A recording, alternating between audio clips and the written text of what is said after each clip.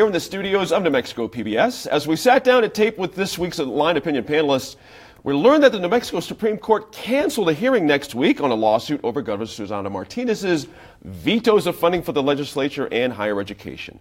We'll surely learn more in the coming days, but this is an important new development. We wanted to get your initial reaction. So, Tom, the governor called a special session for May 24th. Do you think the budget issue is going to be handled in that special session?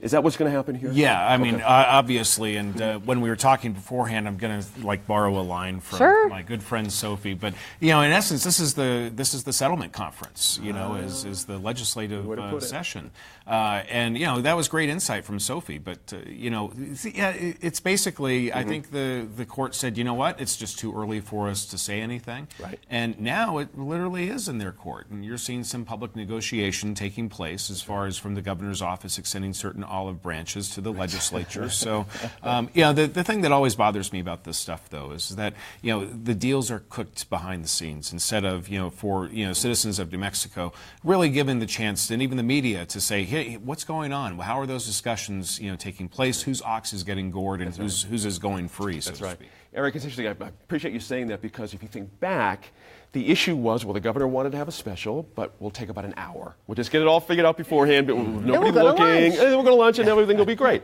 What does this put that dynamic now, not having that Supreme Court hearing before this special? Are we right back to ground zero where we were a month ago, or does somebody have an advantage, namely Democrats, going into this? Well, I think the decision she made to defund higher ed and the legislature did not go over well with a lot of sort of mainstream folks, except for the really entrenched, kind of hardcore base that she has. Mm-hmm. Everything we read was she was not talking to, what you do is what Richardson did and Carruthers and every other governor does, is they talk to leadership in both sides and try to get a deal done. Right. If you believe the Senate and House leadership, Egoff and Wirth, there haven't been ongoing conversations going on. She's been negotiating with her own minority leader, Nate Gentry, which is great, but that's not who you need to negotiate with. Right. You need to be negotiating with everybody, like both parties, right, to try to come up with a solution. So the bottom line is the position she staked out, which is no new taxes. Budgets are expenditures and revenues. If you can't figure out how to make those happen, we can argue about what those look like. Right. But most people feel like we've cut to the bone. A lot of what we talked about in today's show earlier was that that we're in a real crisis financially in the state. So if we can't come to agreement that we need some kind of revenues to get this budget where it needs to be, and the problem there hasn't been the legislature, the problem there has been the governor, who's drawn this line in the sand. I hear she's opening up a little bit on food tax, a very regressive tax, the food tax, after extolling the virtues of not hurting the average hard-working New Mexicans. Let's pick the tax that is most fundamental, eating to people, right, that you're going to make them pay that. So if she's open to, in this special session, to not just talking about where we're going to cut, but to talking about what are the most progressive taxes, who should be paying a little more, so that we don't have to cut schools and early childhood and healthcare and all the other things that we value, then I think they'll get a deal. But if she continues to take this sort of hard line that we can't raise any revenues because it's going to hurt families, and frankly the money's there, it's there in some of the corporate tax cuts that have not added one single job, and it's there on these the high wage folks who can afford to pay a little bit more, so that we can have some of the basic needs met by all New Mexicans that we need to have met. That's right. There's a ticking clock on this, Rachel Sams. A couple of ticking clocks, actually. If you think about a potential downturn or downgrade, rather, from Moody's or someone like that, we're in a race against that right now, because everything changes if that actually happens. Right. You know what I mean? So do you feel that pressure is being heard by our governor and by our legislative The pressure folks? is certainly there, but I don't hear conciliatory statements from either side. I don't hear anyone willing to give anything or moving toward a deal, at least like Tom said, based on what we in the public know of it. So I'm concerned about what's going to happen May 24th. What do you think business was going to make of this? I mean, honestly, once again, hanging in the balance. Business people are not quite sure how to plan for the future. I think business is just fed up. Do something and get out of the way so that we can attempt to create some jobs. I love that. You said it that way. It's beautiful. Sophie, what do you think? I mean, it's all politics at the end of the day. It's not about doing what's right or doing what's wrong. do Democrats have? That's Sorry, but do Democrats have leverage at this point? So I think the Democrats have some really interesting leverage going into the special session. Since the case before the Supreme Court, I assume, is still sort of hanging out there. Yeah. So let's say that they go into the special session and they're not able to make a deal. They come back to the court. They say, look, we're still where we were. We're not making progress. Perhaps the court then hears the issue. So let's say the court says, yeah, you know what? The governor's vetoes can stand. What happens? Everybody has to go back to the table. Right. If the court says, no, the governor can't do this, that's a big win for the legislature.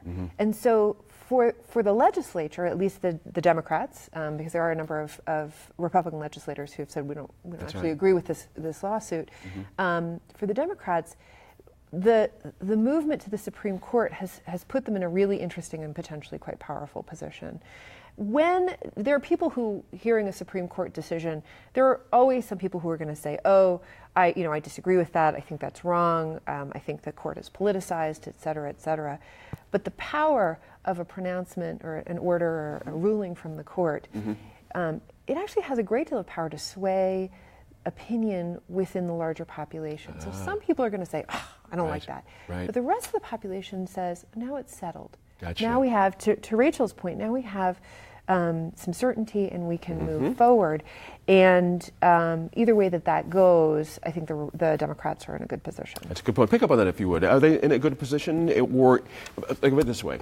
If in fact they just hold serve, they don't have to really do anything in a special session besides be where they are right now, and the whole thing just sort of goes sour, that they sort of win in an oddball kind of way, it would seem to me, after that. Just not coming to an agreement at all. You know what I mean? Yeah, I mean, picking winners and losers. It's hard. It is. It's a difficulty. It is. The ball bounce is funny. And but the Democrats are in a favorable position. The governor's in a favorable position too, I believe. Okay. Because she holds the cards as far as what's going to be discussed during a special session. Right. But to kind of rephrase, instead of picking winners and losers, one of the things that I hope is actually addressed.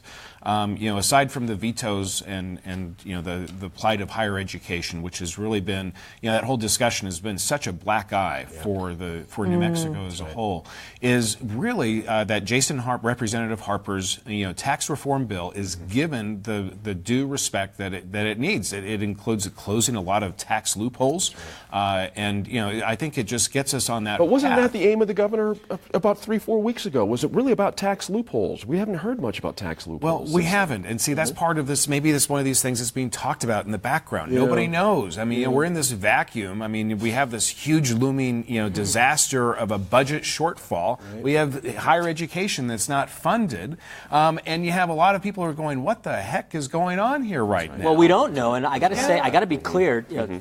Tim Keller, state auditor, when he was a senator, we've tried to get something called the tax expenditure budget passed, which this governor opposed, just so we know.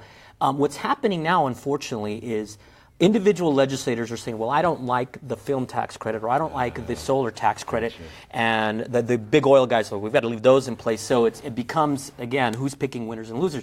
But the bottom line is we need to, at a very high level, know whether they're working and what they are. We don't even know whether they're working if they've created one single job. And so if this is really an honest attempt, Representative Harper's bill is really an honest attempt at, let's look at everything, and the ones that are working and creating jobs, let's keep them in place. The ones, which I'm sure there are several, that are doing nothing but lining pockets of really kind of very powerful industries, oil and gas, then we ought to really take a hard look at that, right? And so I'm all about bipartisanship, but the reason why we don't have a tax expenditure budget, despite Senator Keller or Auditor Keller's efforts and others, is because this governor doesn't want to share that information. That's one decision for her tax and rev secretary. It's like, share that information, let's track them, let's do some analysis, and we would know. You're talking about backing way up, though, and starting over. That's not a special session type of time frame. It would seem that you need just its own special to talk about taxes and Jason and Mr. Harper's thing. You know what I mean? Does that make sense? You have to get after it and clear away everything else. What would you make of that? I think you're absolutely right. Like, this work should have and could have been done previously, right? So that you go into a session saying, okay. That's right. we're losing $100 million in revenue for these incentives, which have not have not worked very well. We're willing to keep. By the way, there's a cost to every incentive. There's a revenue cost. So this is working in film or pick the industry. That's right. And we want to keep this in place, but to sort of not even know, we're going in blind essentially, and saying to say which ones work, which ones create jobs, which ones don't, which ones are dragging down the economy. So, but I think we have to start the conversation. But I think for item number one between now and the next session needs to be getting that tax expenditure budget. There you go. in place. That's all the time we have. Thanks for watching on Facebook Live. See you next time.